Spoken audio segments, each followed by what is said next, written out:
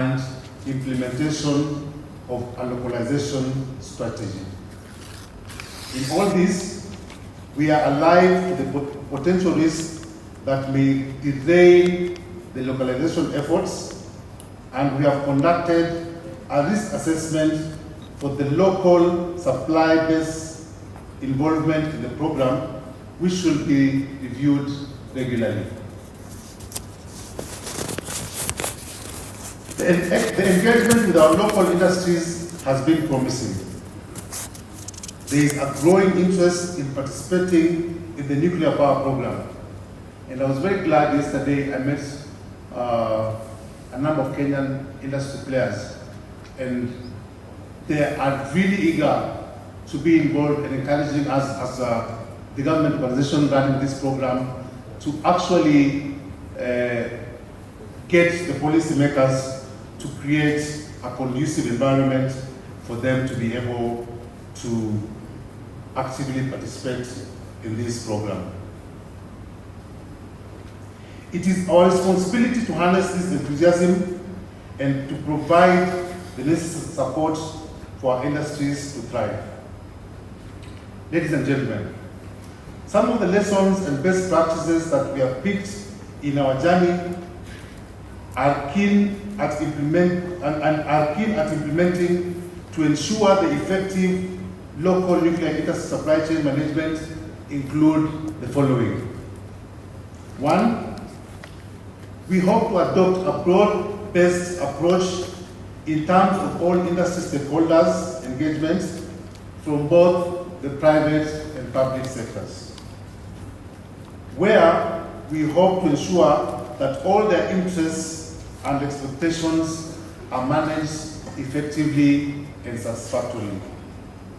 Secondly, we hope to pay keen attention to the scope of localization through diligently assessing every opportunity for local industry engagement and ensuring timely interactions that foster collaboration.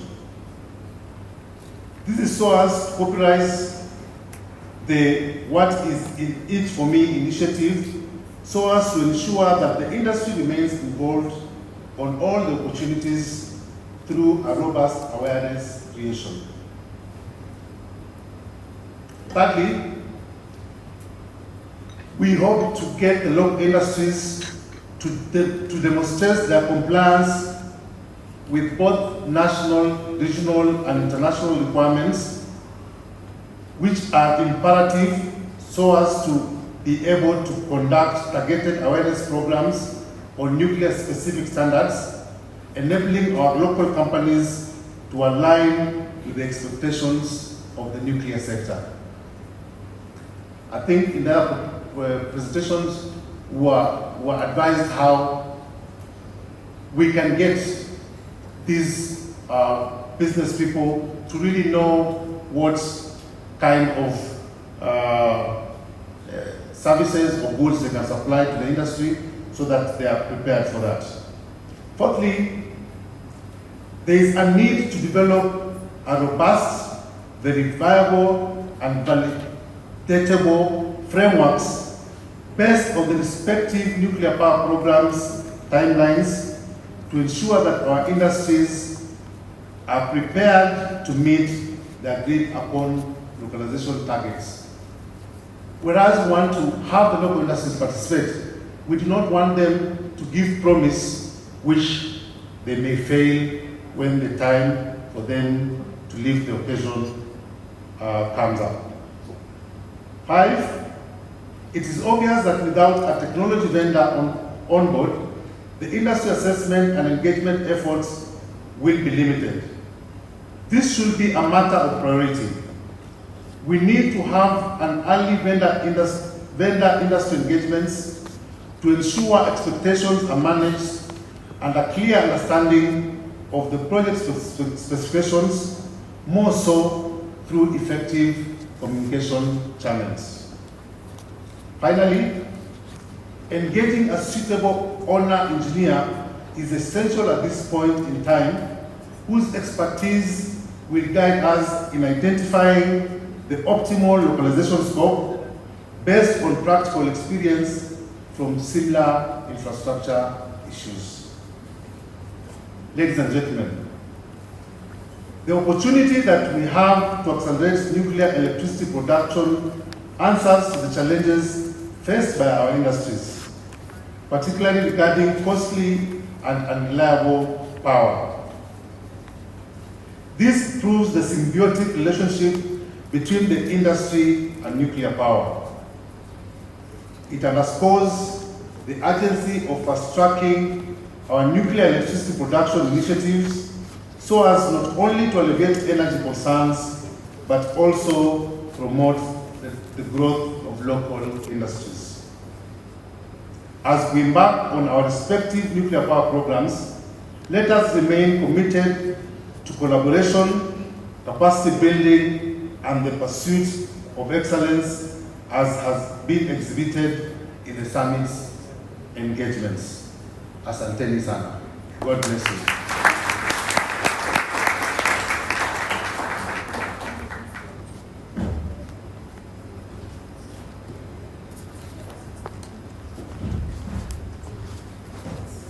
Thank you very much. So we're going to have the next panel conversation, and it's going to be on exploring the full supply chain benefits to local industry. And I have the pleasure to introduce or invite up here Engineer Eric Ohaga, and he's going to be the moderator, and he's the Director, Nuclear Energy Infrastructure Development, Kenya Nuclear Power and Energy Agency. And a round of applause, please.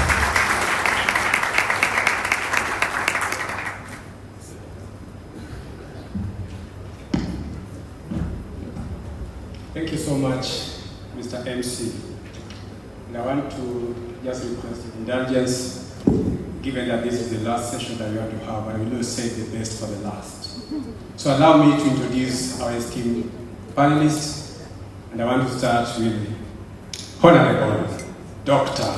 Rita Bramawon. Please, can we give her a round of applause as she comes on? Please, let's clap until she takes her seat over here.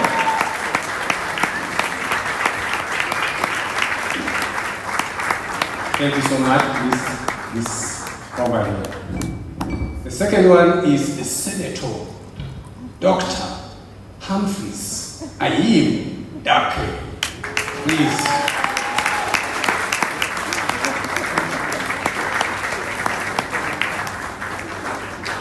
Please, let's give him a round of applause as he arrives.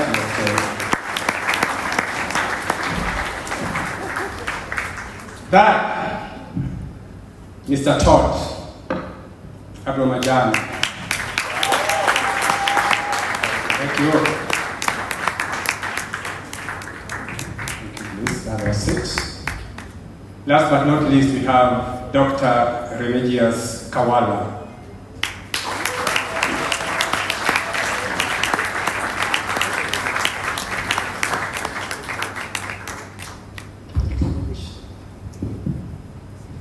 So our topic this afternoon is about management of the supply chain, and we are going to explore all the full potential and the benefits that are associated with the local industries. And as our CEO has said, the local industries in Africa are hungry to participate in this particular venture. And therefore, without wasting a lot of time, I remember vividly well, Dr. Rita, about 12 years ago, when you used to hear about Westinghouse, everybody was very eager to know what goes on in Westinghouse. And looking at your profile, you have moved through the supply chain, the value chain, in terms of development, deployment of AP300 in Westinghouse. You have also participated in EPRI, where research is being done. But last but not least, when I was looking at your profile also, I realized that you have been a politician. As Assistant Secretary appointed by the President and vetted by the Congress. That means we are having a seasoned, and Alicia would put it. We have a seasoned participants at the panel. So could you just paint a picture on what are some of the strategies of the workforce that we require to meet the nuclear demand? And as you know, in African countries, the people who do the work are the contractors. So what are some of these workforce strategies in terms of training that are required for them to be able to participate fully in the supply chain? Okay, so thank you for that introduction. And one thing Eric doesn't know about me is that I don't really follow instructions. So let me start with how important it is to engage with us. And I don't know if we'll have time for Q&A, but I hope we do. And if we don't, then talk to us during the evening. Because 5 years ago, I was at this very venue. And upstairs, we spoke at the inaugural Africa Business Platform meeting. And I remember Don was there, among others. And I gave my speech. And a woman, she stood up and she raised her hand. And for all I know, you might be in here and you have had a huge impact on my career. But she stood up and she raised her hand and she was very irritated. And she said, why are you talking to us just about small reactors? Do you think we can't afford the big ones? And I said, oh, absolutely not. From that day onward, every opportunity that I have to talk about nuclear reactors, I talk about the portfolio of different sizes and different types that are out there. And I've had the privilege of being at organizations like EPRI and now at Westinghouse, where we have a full range of portfolio of reactors, 5 megawatts for our Vinci, 300 megawatts in our AP300 SMR, and then our AP1000 gigawatt reactor. If I can keep going off on my tangent for a moment, how many students are in the audience? Come on. Okay, so this is aimed at all of you. So the way that eVinci came about was that I had two brilliant engineers working for me years ago when I was at Westinghouse for the first time, and they said, we have this idea. It's a small reactor, it's going to be portable, it's going to use this type of fuel, it's going to be heat pipes, and I said, oh, that's not going to work. And so they went off and they persisted. And they came back and they said, okay, we took your advice about the fuel and we've reconfigured it, and here's what we propose now. And I said, oh, I don't think that's going to work. They went back, they persisted, they came back, reconfigured the design, and I said, oh, that looks pretty good. Let's go pitch it to the CEO. And he liked it. And what he said was, this is great, go work on it for 2 years and don't tell anybody else about it. And today we have eVinci because of those two people who didn't take no for an answer from their boss, from their professor. So I encourage you all, when you have that gut instinct that something is right and will work out, be persistent and follow that intuition, because it more likely than not, it will pay off. So that's my tangent. But now I will answer Eric's question because I'm here for that specific reason. I think we all agree that the earlier panel did take a lot of our thunder on the supply chain piece. But what's really important in terms of workforce development is to understand that we need to be flexible. I frankly am not supposed to be here. All of my degrees are in material science and engineering, and I wanted to be working as a mad scientist in a lab for the rest of my life when I got out of school, and here I am. It is understanding that you need to be flexible. There is not going to be a straight path when you embark into the workforce in general, and specifically in the nuclear industry, especially for an industry that is going to be, I would say, trailblazing in the nation here in Kenya, and we heard from Ghana as well earlier today, as well as last year at the summit. To be flexible, and then also to have courage, to raise your hand and to ask questions about why things are being done the way they are, and offer suggestions and possible solutions. In terms of some concrete numbers around workforce. So for our AP1000 plant, we had PricewaterhouseCoopers, PwC, we did a study with them, and they looked at the economic impact of building 4 gigawatt scale reactors in Canada.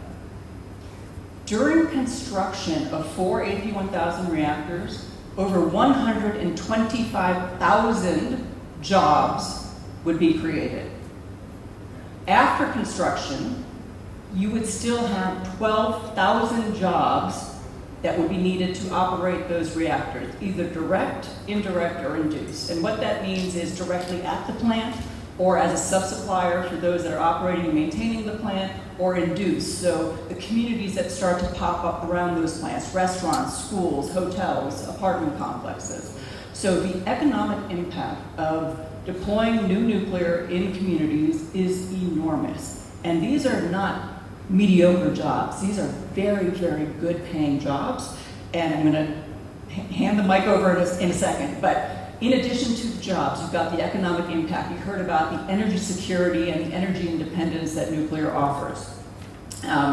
But also, you've got the ingenuity that comes from being in the nuclear industry, being creative and using state-of-the-art technology to continue to provide clean energy to yourselves, your families, your neighbors, and for generations to come. Thank you. Thank you so much, Dr. Rita. Now, we want to move to west. And we have the president of Association of the Ghana Industries. This is one guy that every industrialist in Ghana listens to him. In Kenya, we call you an industrialist mogul. And when looking at what you do, right from mining, packaging, all the rest, and these are the things that drive demand. And a nuclear industry, of course, as you know, the sizes are pretty large, and therefore industries are the ones that are going to drive our demand. Could you just paint us a picture on how the industries in Ghana have been involved in the nuclear industry? Thank you. Industries in Ghana over the years, one may say, have limited engagement on the nuclear energy agenda since 1963. 61 years ago, when this initiative was mooted by the then President Nkrumah, and comparative to 70 years of the Nuclear Association of the Americas. 61 years down the line, we have limited intervention from the manufacturing sector for a number of reasons. I can attribute a couple of them. One may be due to geopolitical machinations. Another may be due to lack of vision, of leadership, of the then intended agenda of the then president to deploy a nuclear energy to complement that of the Volta River as discussed earlier on. I could also proceed and also talk about political instability within the African context, and we know the history. So this lack of intentions from leadership currently, because if you evaluate the geopolitical machinations today, it's incomparable to the past. If you do that of the political stability today, we are very much stable, considering the number of transitions we've done. And if you then focus on leadership, then that becomes the concern of the African community. I bring this up strongly because these are the root cause for which I may say there has not been consistency between policy formulation and that of research as a catalyst for development. Policy formulation and research as a base rock for development. Granted that is the case, you realize that presumably the then leader who promoted this agenda had a grand plan for manufacturing.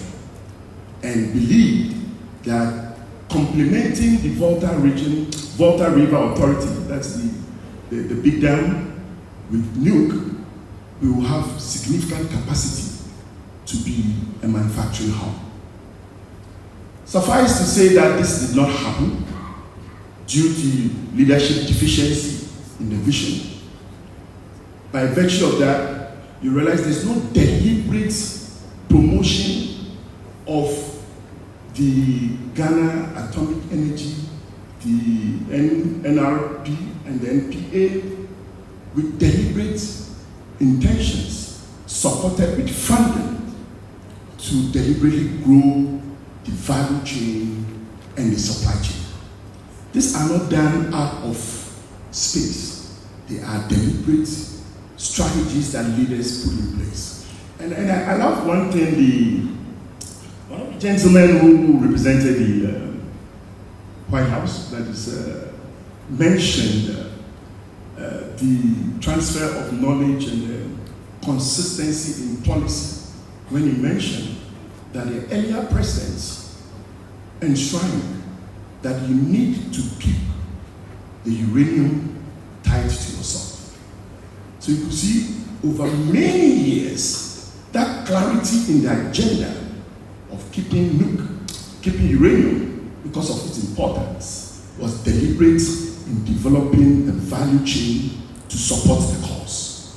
So if there's no deliberate cause for a leader to appreciate the value chain and the supply chain and does not put in structures beyond establishing an agency of a Ghana Nuclear Atomic Agency, and we do not have deliberate intent to train the citizens, deliberate attempts to make the universities have it in their curriculum, deliberate attempt on every stage of regulation, you realize that becomes the basis of missing the focus. So in the case of the manufacturing community of Ghana, once the said leader lost the seat, continuity of the agenda was lost in the midst of the difficulties I explained, geopolitical issues, local political issues, and lack of vision of consistency. Fast forward to today. There comes another set of leader who comes to appreciate the essence of the said agenda. It could be as a result of push factors or pull factors. The push factors could be the circumstances of our energy mix and the cost of power to industry today is unbearable. And if you look at the graph table by the energy ministry, it's evident that 5 years from now, if things are not done properly, we could be in crisis. So therefore, it could be a push factor. Granted that is so, it brings an awakeness onto leadership and gives reasons why the set agenda must be looked at. It's a crucial agenda. Sometimes our difficulty is the alacrity with which we expect this to move becomes another subject matter.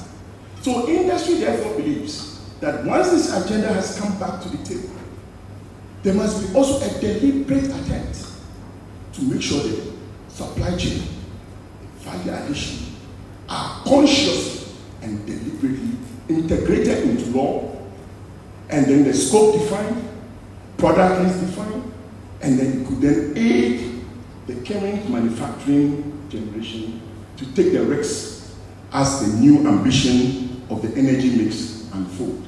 And this is what we believe should be the course of engagement. Thank you. Wow. Now, do you agree that you are a human being?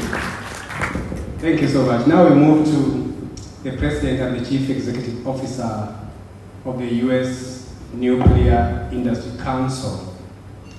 I know you are a real advocate of the deployment of the nuclear energy, both in the U.S. and of course abroad. And when we talk about abroad, we are talking about Africa. And these African local industries are yearning to learn as much. So how can these local industries cooperate with the U.S. vendors in support of the nuclear supply chain? Thanks for that question, Eric.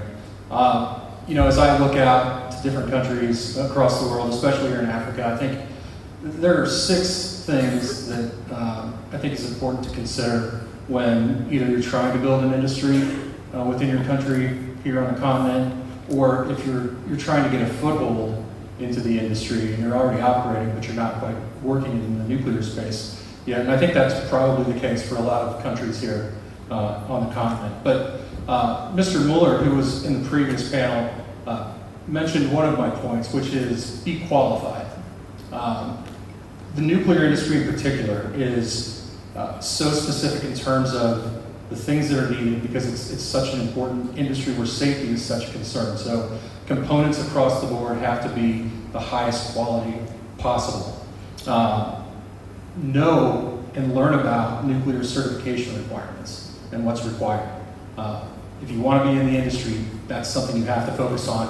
And Rita could probably attest to this, but nuclear reactor developers are not going to want to work with you if you are not producing nuclear certified products. So be qualified. Secondly, I've been to Africa many times. I've been to numerous countries all over the continent. And it seems like every time I come here, no matter whether it was in my position as a member of the U.S. government or in the private sector, the one thing I consistently hear is, for the U.S. to be present. And so, I know in my career, working in both government and the private sector, I've made it a point to be here and be on the continent and be present.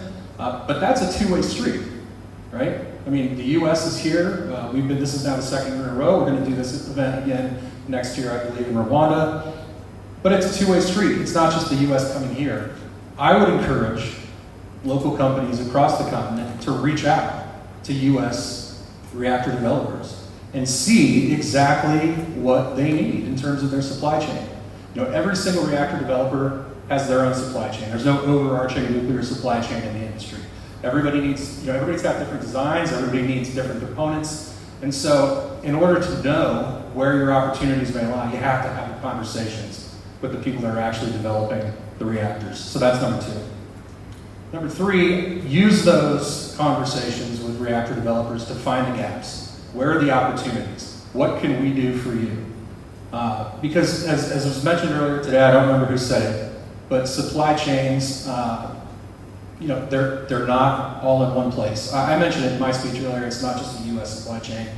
We don't have a 100% completely domestic supply chain, and no country does. So there are going to be opportunities with each and every one of those reactor developers, not only in the United States, but across the globe, where countries can really hone in on what's needed and focus their efforts in those spots. So find the gaps, look for the opportunities. Number 4, localization equals potential cost savings.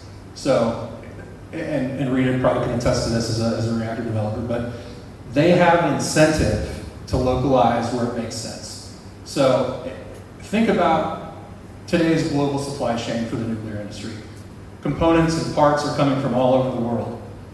If you were building in a particular country or a particular region, especially more than one unit, we've talked a lot about building fleets over the last few days. And if that's going to be the case, think about how much cheaper it would be to have those components local, not have to ship them all over the world. I talked about in my speech earlier how much competitive cost is important for the selection of nuclear to take place in the first place. So when it makes sense, localize, because you can save a lot of money doing that. Number 5, I think it's important for countries to not overlook the fact that you don't necessarily have to grow organically your own manufacturing industries and other things. The potential of foreign direct investment and bringing that into your country, and bringing in a factory from another company that may be located somewhere else globally, gives you a lot of the same benefits, including jobs and the localization cost increases that I talked about, without necessarily having to grow your own industry organically. So keep that in mind. And then lastly, if you haven't already, get involved with the State Department's FIRST program. I know that a number of countries from Africa have gotten involved already, but for those countries that haven't, the State Department and the FIRST program will give you an opportunity to come to the United States and meet directly with a lot of the vendors and the supply chain companies that are located in the United States. And you can learn a lot from doing that. So those are the 6 things that I would say, just to be able to get that supply chain and local supply chain up and running. Thank you so much, Todd, for giving us that discussion. Now we want to move to Tanzania. We have Dr. Ramijas Kawala. Kawala is the director in charge of technology and technical services at Tanzania Atomic Energy Agency. And we are also aware, looking at our neighbors in Tanzania, recently you did commission one of the most ambitious projects there. And this is electric powered SGR. And it's going to be very important project, not only for Tanzania, but also for the East African countries, because I'm looking at the phase 1 up to phase 6, connecting Burundi, Rwanda, DRC, Congo, and of course Kenya via Mwanza. And the first phase, which I'm told you have spent over 3-point-something billion US dollars, from Dar to Dodoma. How do you relate this project with the nuclear industry? Because if it is electrically powered, then issues of power reliability comes into place. So could you please discuss this project in relation to nuclear energy? Yeah, thank you, Eric. You are right, and one of the big project that is currently underway is the standard gauge readymix. And as you said, it's true. Yes, phase 1 is in progress, and we have started harnessing the transportation modalities of this SGR. And to note that from Dar es Salaam to Morogoro is almost about 300 kilometers or less, and we are using almost 128 megawatts that we're supposed to power into the system. And from Morogoro to Dodoma, which is the second slot, it's got almost like 400 kilometers. Again, we have to power almost 220 something megawatts of electricity. So now we need to have a very sustainable power, and therefore we understand that the government have various resources already in place. We are currently using the hydropowers, and we recently have a molybdenum hydropower, which is giving almost 200,000 megawatts. But that is not enough. Actually, if you are looking this project, which is going to cut almost still like 300,000 kilometers from Dar es Salaam to the end of the project to our neighbors in Burundi, Rwanda, Congo, and even somewhere in Kenya. So you can see that a number of issues that we need to take over. One of which is to make sure that the power is reliable. And if you can see now, these statistics of how much is going to use just from Dar es Salaam to Dodoma, then you realize that we need a lot of investment in terms of power generations. Therefore, we are also thinking, as you recall from the mornings, even my Deputy Prime Minister said that we are also thinking of that. Even 2 weeks ago, I was consulted to share how many megawatts that we can receive from the nuclear sectors.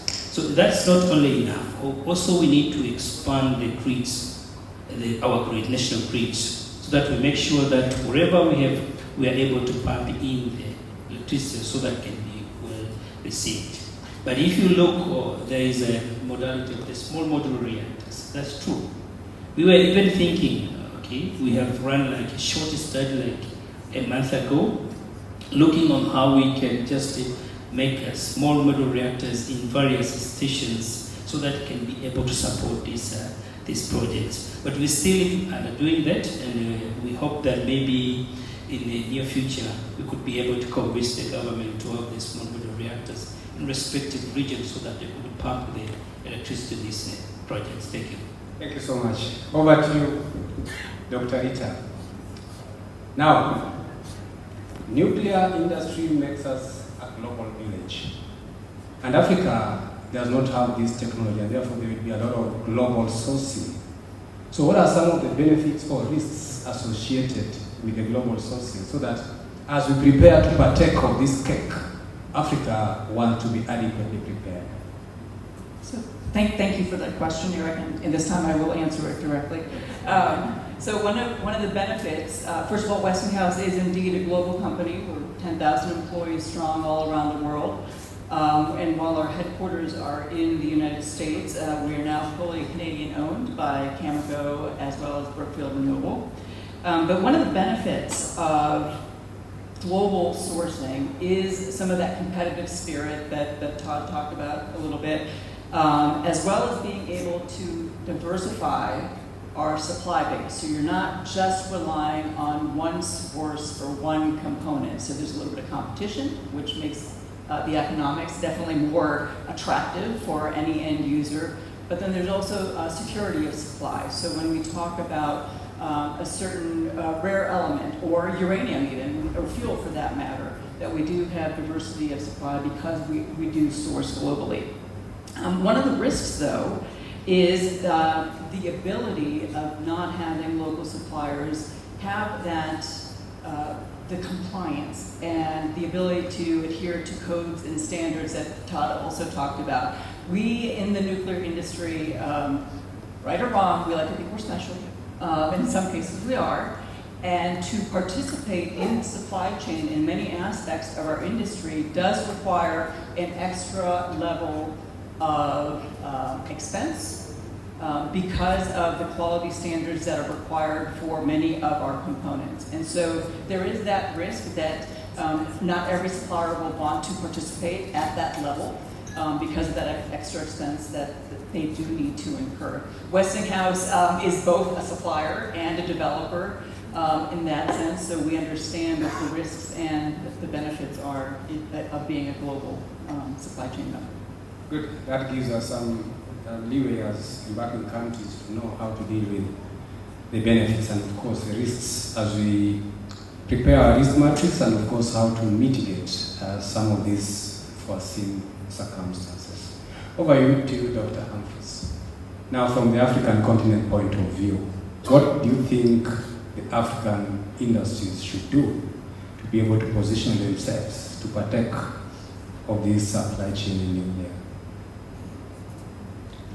Well, in the case of the African context, I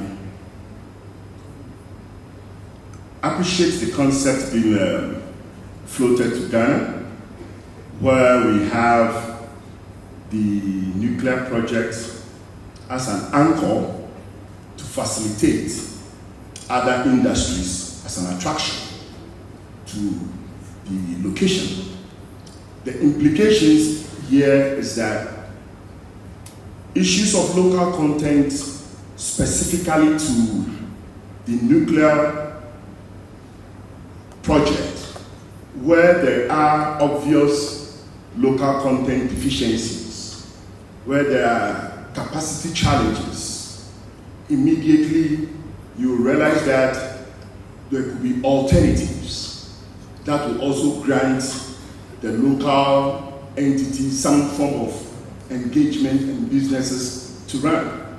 So when the case of the projects being pushed on from the Americans on the SMR with a composition of others, it made it interesting to us in the industry.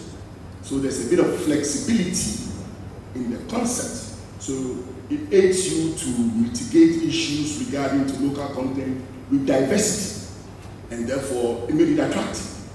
Nonetheless, on the focal point of the subject matter, where local deficiencies are obvious, part of regulation should promote hand-holding, whereby they that demonstrate reasonable capacity are supported to grow over a period. There could be what we call the practicing notes attached to a legislative instrument, whereby it gives flexibility for the regulator to deploy practical ways to aid hand-holding with collaboration and partners who have done this over the period. I say this because I've participated in the oil industry and the Petroleum Commission, which is one of our regulators, when we found oil in the high seas. Part of these local content issues came up, but we deployed practicing notes to complement the airlines and give the mandate to the regulator to aid, do hand-holding to support industries. I can say so of the mineral space as well, where the Minerals Commission over the period has a list for or a scope that its local content. But where there's lack of capacity as a result of all the related factors, hand-holding, and over the period you could be given a number of years to deliberately grow your capacity and into the years build up that. So these are part of the issues that will make the sweetness of the pudding in the eating. You need to find a way to mix it so that it's a win-win for everyone. I say this because part of our awareness creation that I had opportunity to be part of the delegation to Sandialak and the Idaho, we saw the multiplicity of the utilization of the lab. And that's why my preamble was quite forceful on policy formulation and research harmonization. If you do not balance these two, you realize that in Africa, leadership comes up and leadership comes with its own mindset. They might not necessarily deploy the policy that is based on research.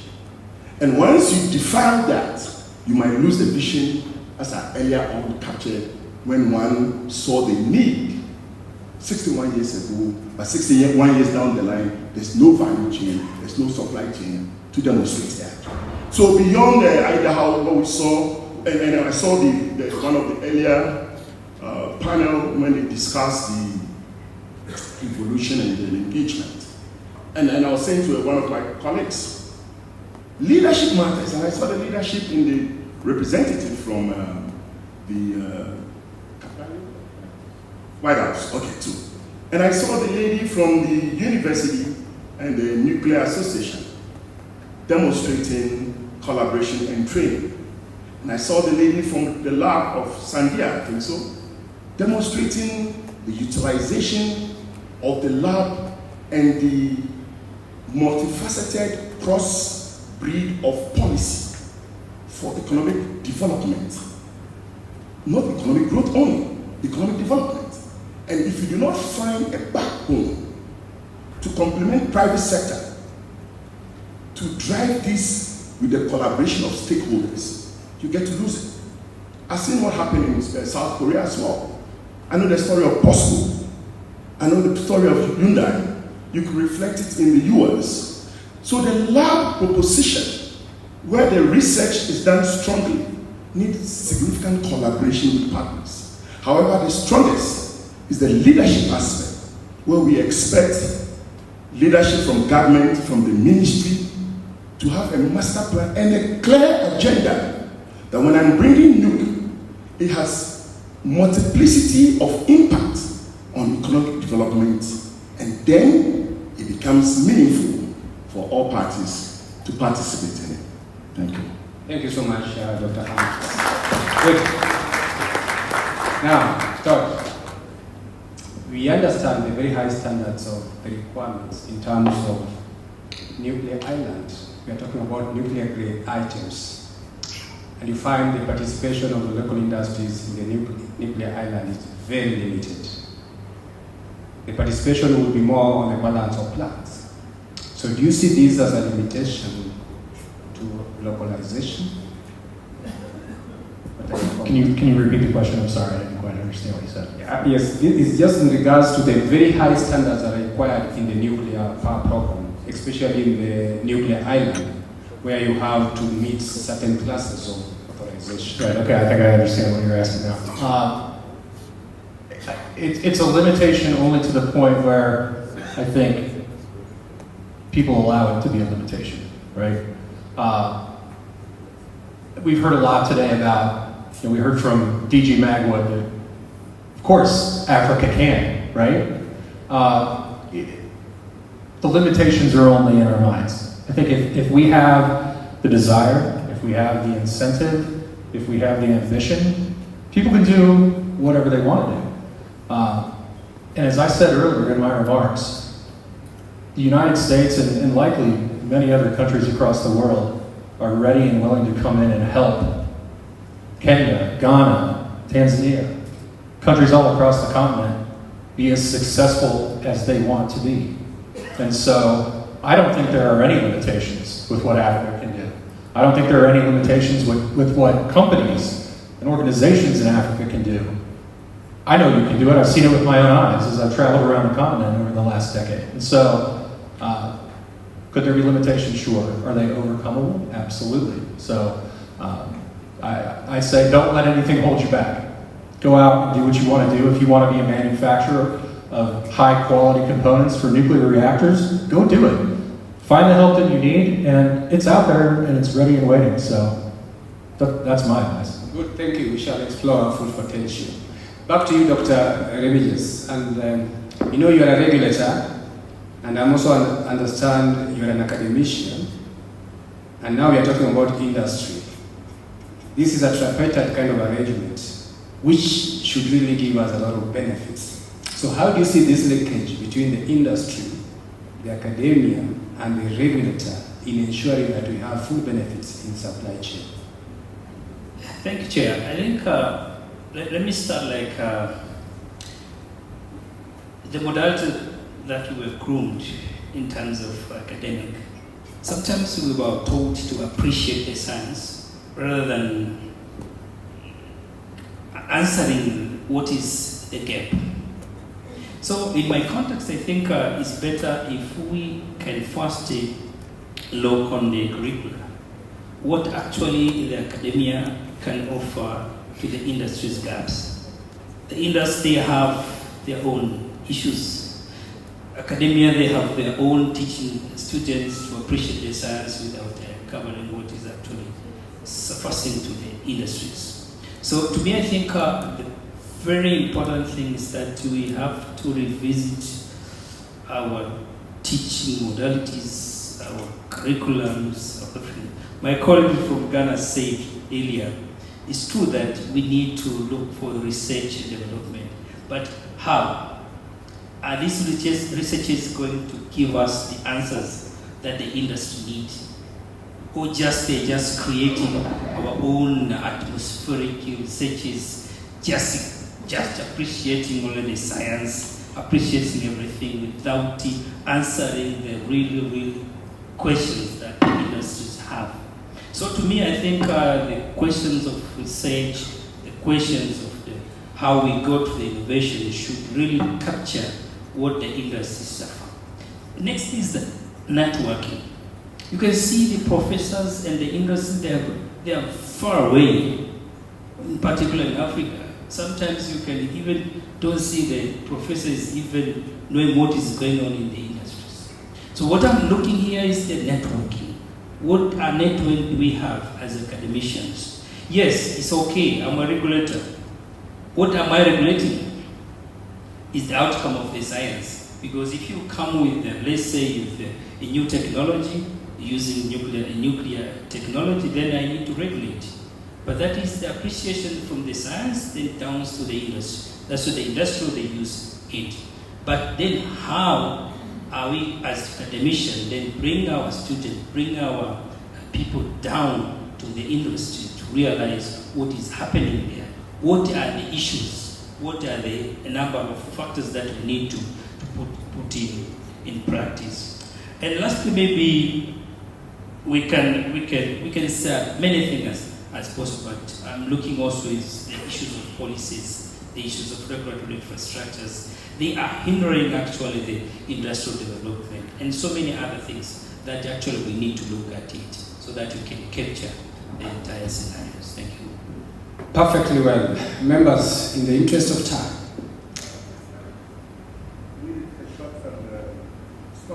Position. There's a clear distinction we need to make between the academic and the lab. And I deliberately listed the four because I had experience to San Diego, I had experience to Idaho, and the culture, two things I'll make you get it, understand. Perhaps, have you been to the two labs I've mentioned? Not yet. So may I propose to Department of Energy, a department of, Alicia's department, presumably put him on the next trip to the labs to check the distinction between the lab, because you see in the lab, by the time you are done, they demonstrate commerciality of the concept. However, in the academic room, we write our thesis, correct? And the thesis might not necessarily be profitable or commercially oriented. The other distinction in the lab that I discovered in the two labs, and I saw same in Korea, the culture, the organizational culture of the labs are distinct. And one of the ladies mentioned here, the employment of contracts between the lab and the staff is different from what it is between the public servant or civil servants. And the clear distinction there empowers each of the members of the lab to give us its best with job security. You are not scared of the leadership or a political leader to terminate your job. It gives you your best to get good returns on your investment and your time spent. So there's a clear distinction between a national lab with a developmental agenda for transformation as against an academic who does churn out students with a mindset of orientation. That's a clear distinction. So there's a clear distinction in the commercial lab and that of academic. Finally, on networking, you may network. However, when the lab demonstrates the commercial orientation of the project, and you know, between all the AI companies, all the soft companies that are in today, most of them have grant components. A grant for feasibility, a grant for an initiative, that you might not necessarily find in networking. But when the commercial lab demonstrates the commercial ability of the concept, it is likely the promoter of the agenda of a master plan will give you a grant component before you can move out. Such groundbreaking innovations need government intervention. And that's where the grant component makes the difference in the distinction between lab and academic. Thank you. Thank you so much. And I think, you know, when senators start to speak, even the Congress get agitated. And I can see on my left hand, Dr. Rita wants to say something in response to that. Please, go ahead. Thank you. So if I could weave together the connection between academia and the labs as well as the regulator and industry, what's really important is that when you have an opportunity to provide input to what the future needs to look like, what that vision needs to be, to take the time to do so. It may be a volunteer opportunity, it may be a board position, but there are a lot of opportunities out there. So for example, in industry, there are people, myself included, that advise universities. And one of the things that comes up very often is our curricula up to date? What is missing when you hire engineers from our schools? What is missing when you hire physicists from our schools? And one of the things that some of the boards that I've been on have commented about is they don't know about the new nuclear technologies. And so that has started to come into the academic curriculum. Some of the things that Westinghouse does is for years we have actually sent engineers to Penn State University to teach courses specifically around core design. And so when you have industry coming into the university to teach, that is very, very relevant content. And then finally, there are lab programs that work with industry as well to solve problems that we have that we can't solve in our own R&D portfolios, or we might not have the equipment, and the national labs might have that equipment, personnel, historical data. Gateway for Accelerated Innovation in Nuclear is one such program that leverages all of that. And so there is an inner connection between those different, discrete, unique pockets, but we all need to raise our hand and participate actively because no one's going to come to you and ask your opinion. It doesn't work that way. Good. So, members, I really want to appreciate the kind of discussion that we've had here. But if I look at this audience, I see a lot of young people. So I want to give this one to my panelists. What is that one thing that gives you sleepless nights about these young people? And I want you to look at them in the eyes and tell them what is it that they should do to be able to partake of this supply chain. When I look at nuclear power program, it is a religion, a century, 100 years of existence. That means we can have 4 generations of human beings. And therefore, these young people are the people who are going to take us where we want to go. So please, can you look at their eyes and tell them what gives do sleepless nights. Starting So Eric didn't know, but I have had insomnia for years. And what keeps me up at night is not that we don't have the right technology. It is not the regulator getting in the way. It is not that we don't have a site. And frankly, it's not the financing. There is trillions of dollars out there looking to be invested in clean energy technologies, including nuclear. What keeps me up at night is that we will not have enough human beings in this industry to help deploy all of the new nuclear and operate it that we need for decades to come. So what I need all of the young folks that don't have the gray hair that I have to do is consider a career in this industry. And that does not mean you have to be an engineer. That does not mean you have to be a scientist. It means you have to want to be in this industry and have a passion to deploy technology and operate it that's going to impact your society and generations to come. All you need is a passion. The folks that have impacted my career the most came from the English department, they came from art history departments, as well as engineering departments. So it takes a broad, diverse group of people to make an impact in this industry. I applaud you for being here, I applaud you for being online, but this is just the start for you, and I can't wait to see you join maybe Westinghouse, but the ranks of all of our industry, because we need every single one of you. And tell your friends and neighbors too. Over to you, Hampus. Well, I can speak from the perspective of an industrialist. And what my challenge is every day or once a week when I drive past one of our factories, because in my vocational life, I run a couple of factory business and a mining service business. In my professional life, I do advocacy. However, when I drive towards the factory, our combined staff, direct and indirect, will be around 200. Nonetheless, anytime I drive past the factory, I see able young men with capacity wasting their life day in, day out. No matter the handouts we give, that will not reverse those prospects. My biggest challenge, and I told Alicia when we were in Washington and she gave us all this expose, and one of the gifts I had, and I told there will be ambassadors to promote the nuclear project and its allied industries into Ghana. Is this lovely socks I'm putting on? I love nuclear.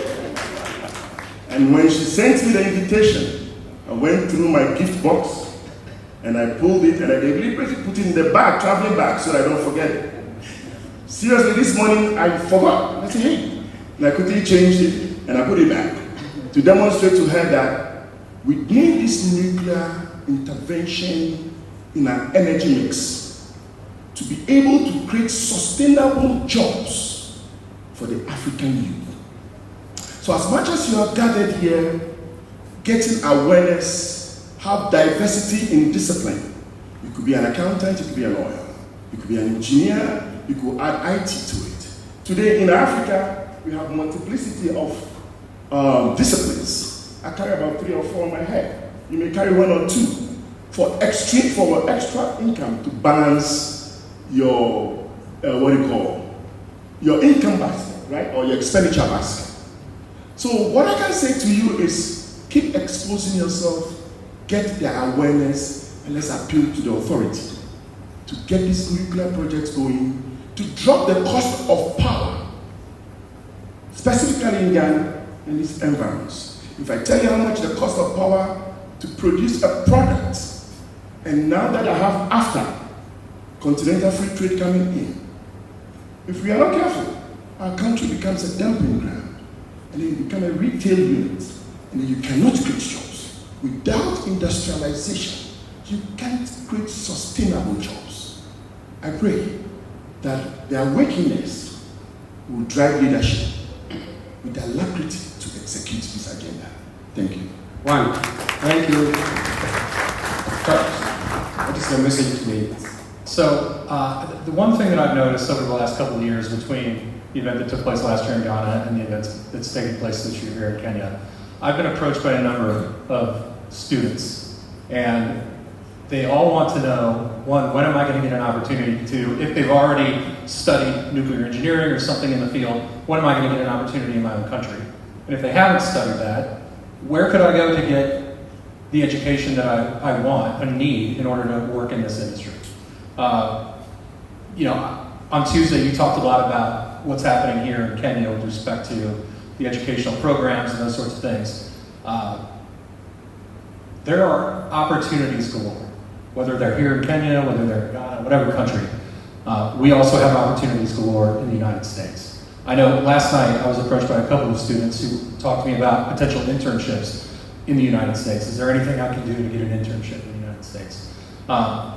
Certainly look for those opportunities. I think when Professor Marshall was here earlier, she talked a little bit about the education that ANS does. I know that there are opportunities with ANS for fellowships and internships across the industry. But as Rita said, you know, this is something that keeps me up to it, right? This is, you know, workforce issues are not just a problem in Kenya or Ghana or across the continent of Africa.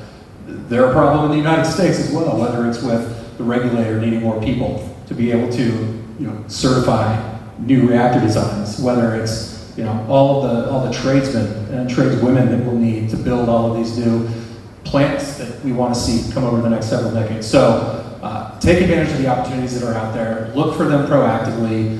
They're there. So if you look, you will find them. Good, thank you so much. Dr. Ramijas, can you keep it in 30 seconds? Yes, actually, in 30 seconds, in my 20 years experience in the nuclear field as a regulator, and now I'm promoting the nuclear technology, I've been crossing with the various countries where they do not like nuclear. By the way, now they are in board with the nuclear. Looking at example of Italy, the South Korea before this president, and now this new president is now supporting the nuclear program. So to my fellow youths, that we need to push the agenda forward and to make sure that Africans will have this reliable energy as the most proper one and very, very promising. Thank you. Thank you so much, ladies and gentlemen. I think let's give this wonderful team 5 factorial as I invite the MC on stage. 5 factorial. Who will lead us in the 5 factorial? Cecile, over to you.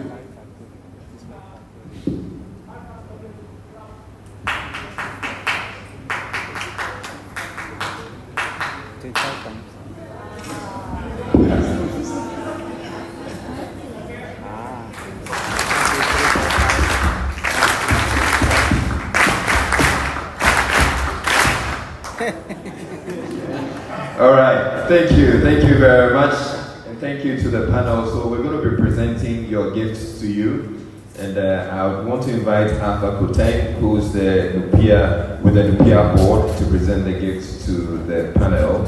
So Arthur Koteng, and can I please also have Justice Abiabo also on stage, because he's also going to get a gift as well. So please join us on stage.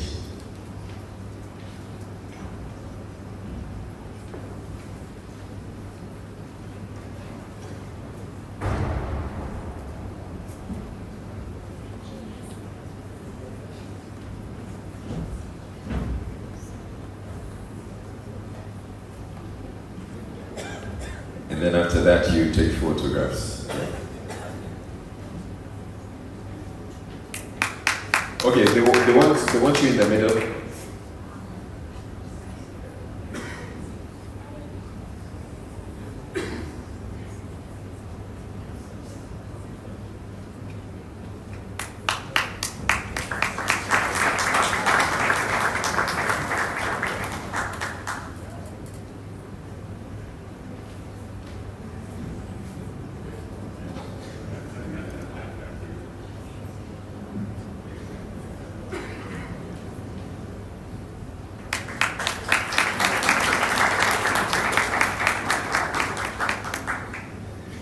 Dr. Humphrey Dake.